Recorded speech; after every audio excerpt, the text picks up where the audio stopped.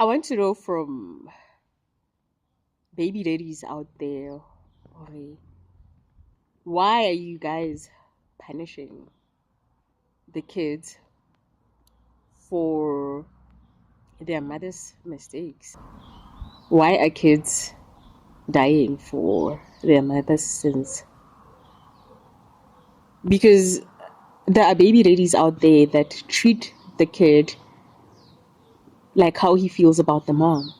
The guy does not make any time of the day to go see his kids, to go spend time with his kids, and he does not even support them, even though he has the financial capacity to do so.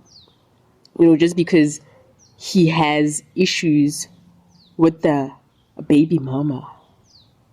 I want to know from you guys, because maybe this one is personal to me, because I'm a baby mama, right? And my kid just turned 13 in March, and I just feel like he's at a critical age. He's at an age whereby he needs a father figure in his life, and who best than his own father? I've been trying to talk to the guy, and I know I played a huge part in our breakup, right? And we broke up when the child was still 9 months old, right? And in me playing a huge part in our breakup, as a person that has become self-aware, I've apologized so many times for the part that I played in our breakup. Not only that, I apologized for all the things that I said that hurt him, all the things that I did that hurt him, all the things that I didn't say that might have hurt him, that he might have wanted me to say, but I didn't say, and all the things that I didn't do that he might have wanted me to do. And I sincerely apologize because at the time I was oblivious to my actions, and you cannot really hold a person accountable for that which they're oblivious to.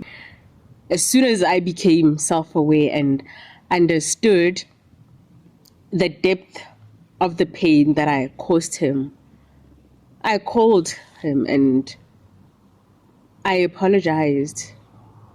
I remember the phone call lasted for about 20 minutes, if I remember correctly.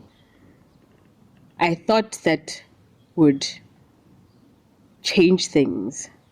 Please come and fetch the child, because I'm also a person. I also have things to do. I cannot be the only one that's raising this child. Like, I carried her for 9 months. I cannot still be carrying him alone, even now, you know. And I spoke to this guy's family, yeah, but it's not helping. But things haven't changed. I've even gone to court and applied for him to take full custody of the child, And the first sitting was supposed to be on the 8th of June, but the guy didn't show up.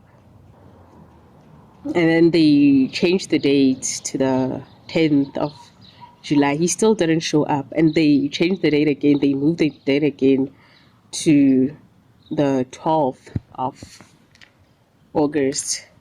And he still didn't show up. He might have his own reasons as to why he didn't show up. And I don't want to assume anything.